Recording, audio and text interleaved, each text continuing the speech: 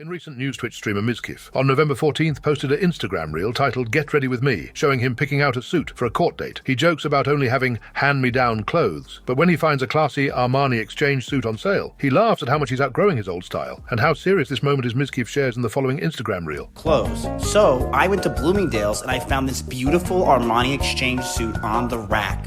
When I tried it on, I couldn't believe how gorgeous it was.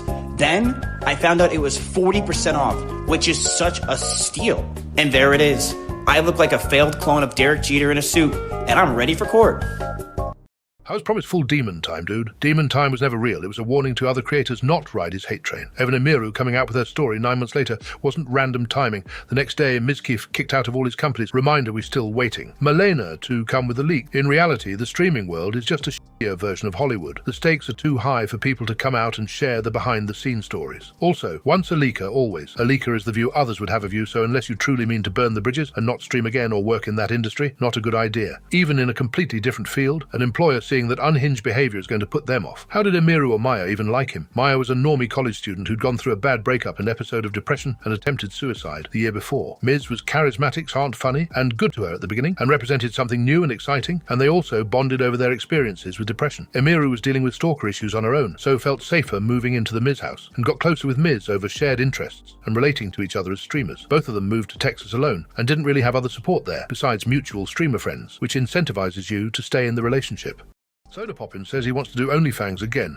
Speaking of Tyler 1, in terms of OnlyFangs, I want to do OnlyFangs again. Everyone knows that. I really want to do it again, but I want to do it differently. I don't want to do classic WoW again. Of course not. It's so played out and done. So my next step would be TBC Hardcore. Classic Plus would be ideal, but I don't think that's happening anytime soon. I want to do Horde and Alliance, and I asked Tyler 1 to run one of the factions.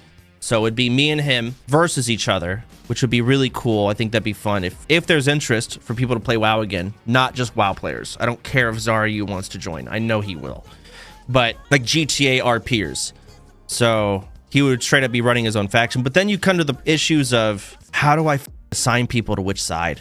You know, how do I balance this? What about viewers? What if all the viewers end up going Alliance and now whoever's on the Horde side is just so I could do it, but then again, we just don't play with viewers. I can ban playing with viewers altogether. That way, the population doesn't matter. So there's ways you can trim it and make it cool and work it out. But all I have right now for TBC Hardcore is, I think Tyler 1, and he said he'll do it. We'll run one faction, I'll run the other. Horde versus Alliance.